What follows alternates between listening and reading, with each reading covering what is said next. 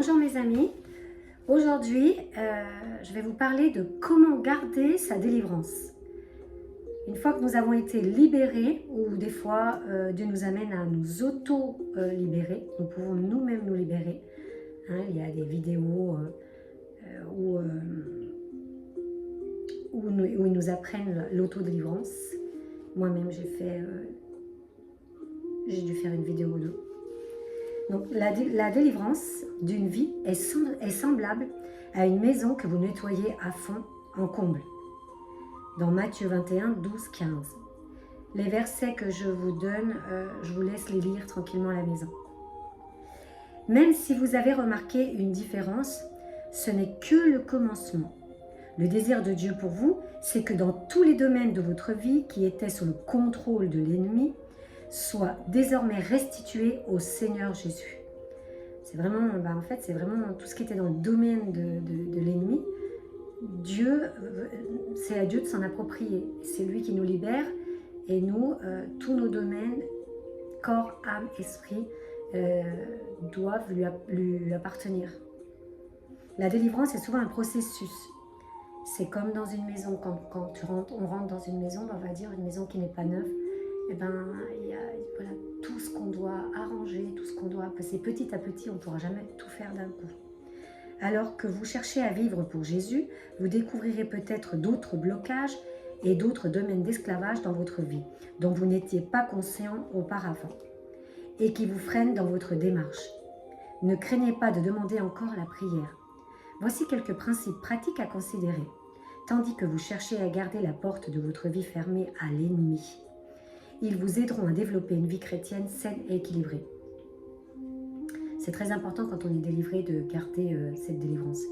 En fait, c'est comme quand on nous libère de prison, quelqu'un a été libéré, après il doit faire très attention à ne pas retourner en prison, parce qu'il sera à nouveau enfermé. Donc si nous voulons être libres, nous devons être très proches du Christ, très proches de Jésus. Chaque jour, chaque moment, chaque chose, chaque mot, chaque attitude dans notre vie est très importante. Très importante pour garder notre liberté.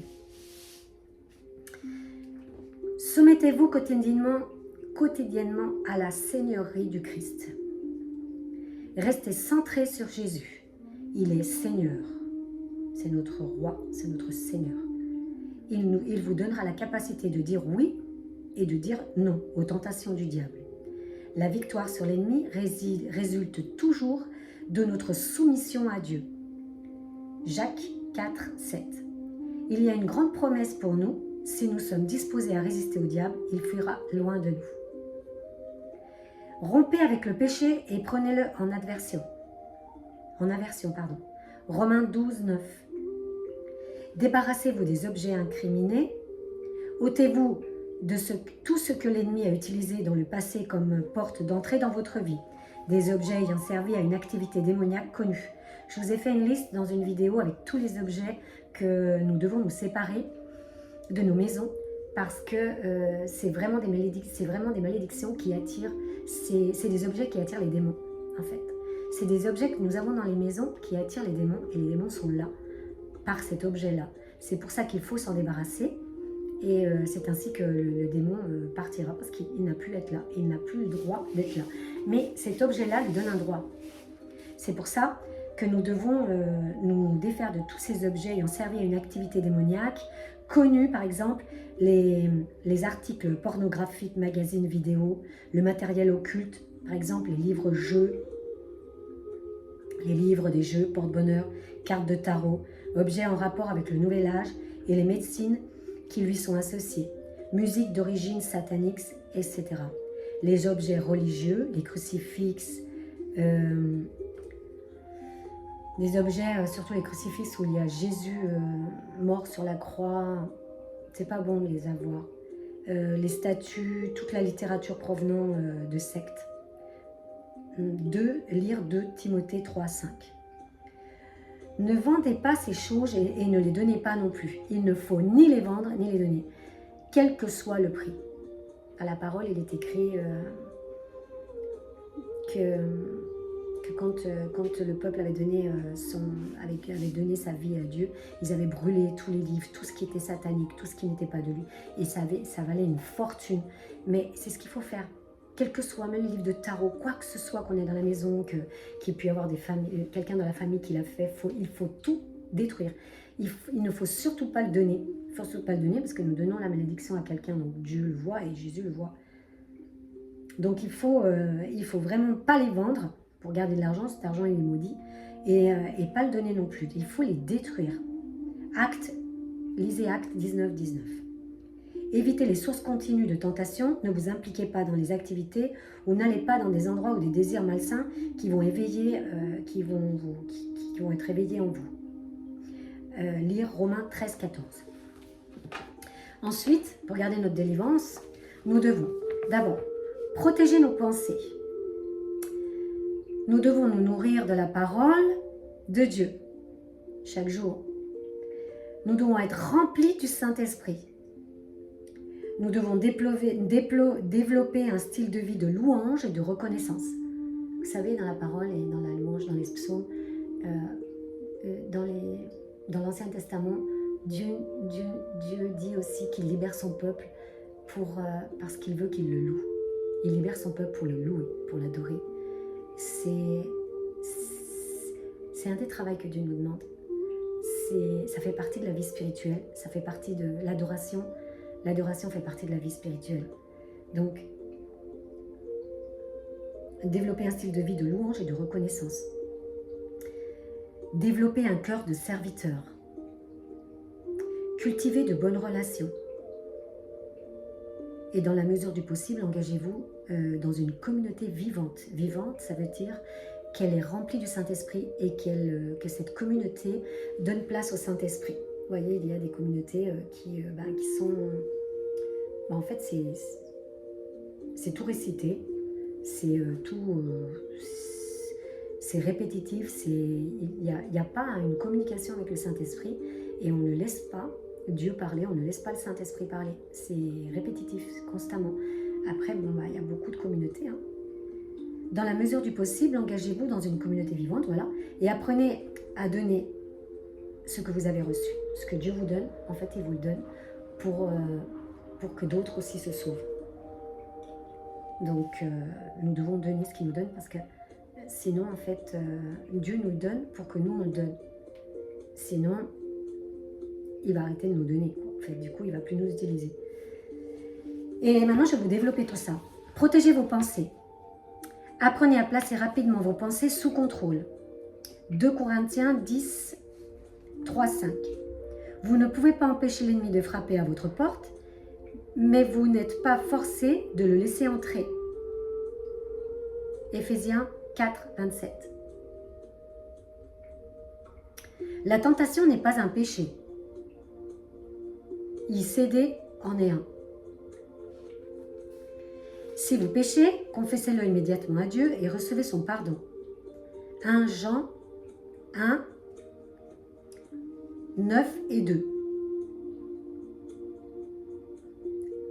1 Jean 1 et 12.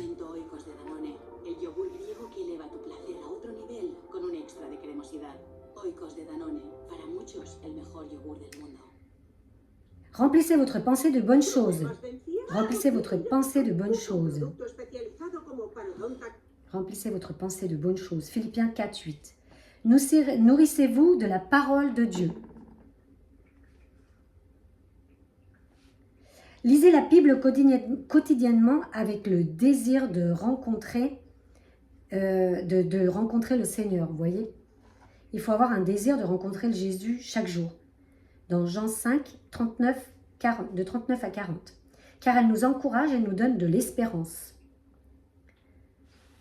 Romains 5, 4. Il nous équipe, Romains 5, 4, il nous équipe dans chaque aspect de notre vie chrétienne. Et il faut lire 2 Timothée 3, 16, 17. Nos armes pour résister à l'ennemi, Éphésiens 6, 17 et Matthieu 4, 1, 11. nous façonne et nous construit. Bon, voilà. Il faut qu'on soit vraiment, en fait, il faut que quand on lise la parole, ce ne soit pas juste parce que dire j'ai lu la parole, c'est bon, j'ai fait ce que j'avais à faire. Non, en fait, c'est un rendez-vous avec Dieu. C'est être avec lui, c'est écouter s'il a quelque chose à nous dire, c'est écouter sa parole, c'est mieux le connaître. C'est mieux le connaître. Remplissez-vous du Saint-Esprit. Le baptême du Saint-Esprit, si vous n'êtes pas encore baptisé du Saint-Esprit, demandez à l'un des responsables de prier avec vous. Soyez continuellement remplis du Saint-Esprit. Vivez dans le pardon et la réconciliation avec les autres. Jean 20, 22, 23. C'est un moyen sûr de rester à l'abri des tourmenteurs. Matthieu 18, 34. Permettez au Saint-Esprit de transformer votre caractère, désirez devenir comme Jésus, Galates 5, 22 et 1 Corinthiens 13, 4, 7. Priez pour être équipé des dons du Saint-Esprit afin de servir le Seigneur, 1 Corinthiens 14, 1. Tout ça, nous l'avons dans la prière. Nous sommes remplis du Saint-Esprit dans la prière, dans la rencontre chaque jour avec Dieu. Développez un style de vie de louange et de reconnaissance. Développez la louange et la vie et la reconnaissance de votre vie, quelle que soit, même quand les choses sont difficiles. Philippiens 4, 4. Ce n'est pas être hypocrite que de louer Dieu lorsqu'on n'en a pas envie. Nous le louons car il est digne. Apocalypse 4, 11. Et non pas en fonction de nos états d'âme ou des circonstances. Psaume 42, 12. Nous avons parfois simplement besoin d'apporter un sacrifice de louange. Hébreux 13, 15. Sachant que Dieu a le contrôle de nos vies, nous devons apprendre à le remercier en toute situation si nous lui faisons confiance. Même quand les choses semblent aller mal, le Seigneur utilisera cette situation pour notre bien. Romains 8, 28. C'est sans aucun doute un verset à apprendre par cœur. L'ennemi cherchera à miner notre foi et votre confiance en Dieu en essayant de vous rendre amer et révolté à cause des circonstances difficiles. Ne le laissez pas avoir le dessus, résistez-lui en confessant votre confiance en Dieu. En toutes choses, rendez grâce. Éphésiens 5, 20. Je vous assure que dans notre vie, on va passer par des moments où ils sont tellement difficiles et tellement durs pour nous. Mais c'est dans ces moments-là où vraiment Dieu demande notre confiance. Parce qu'en fait, c'est un apprentissage. Ça fait partie de notre apprentissage comme bons chrétiens, comme serviteurs de Jésus. Nous devons passer par là. Nous devons passer par ces déserts. Des déserts, en fait, ça fait mal. Les déserts, ça fait mal. Ça peut être des déserts économiques, ça peut être des déserts familiaux, une destruction, ça peut être des déserts de santé. Et Dieu nous forme dans chaque désert. Donc, nous devons être reconnaissants parce que, en fait, nous traversons ce désert. Nous devons le traverser. Nous n'allons pas mourir. Nous allons traverser et atteindre ses promesses, cette terre que Dieu nous promet. Une terre avec des promesses, avec des bénédictions, avec des biens. Parce que Dieu est bon et miséricordieux. Mais s'il nous laisse passer par là, c'est qu'il a besoin qu'on passe par là. Il nous forme. C'est pas que lui il a besoin, c'est que nous l'avons. Nous avons besoin de passer par là pour pouvoir être complètement dédié à lui, soumis à lui, comprendre sa volonté. Parce que souvent nous avons nos propres volontés, nos propres désirs, mais ce n'est pas les désirs de Dieu. Donc en fait, tous ces désirs vont nous emmener à des décisions qui vont nous faire éloigner de la volonté de Dieu. Et en fait, ça va nous faire souffrir à nous et à notre famille parce que nous allons être pendant même des années, des fois, sur le mauvais chemin. Développez un cœur de serviteur. Commencez à faire un effort conscient pour servir les autres, dans la famille, dans l'église, au travail, auprès des voisins. Nous devons simplement les servir et être avec eux.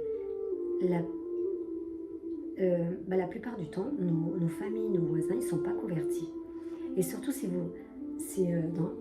ne sais pas dans quel pays vous habitez, où il y a des pays où il y a vraiment une religion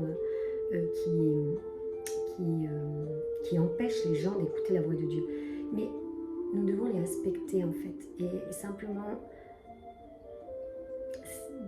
les respecter et les aider et être avec eux, les aimer. Les aimer, en fait, il faut les aimer. Il faut leur faire du bien, il faut les aider. Il ne faut surtout pas avoir des conflits avec eux. Vous voyez?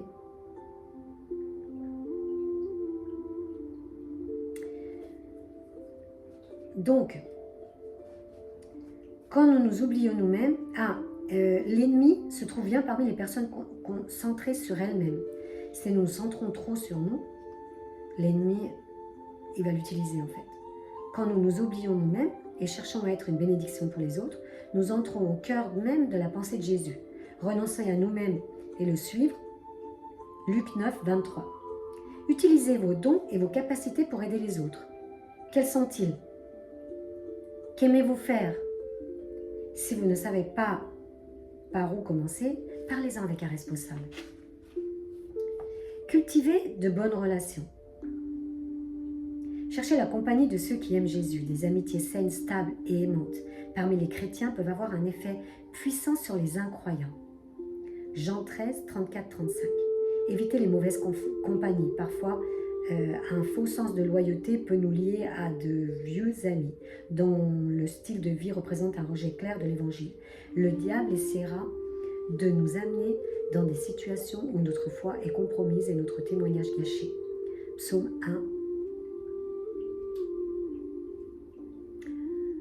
2,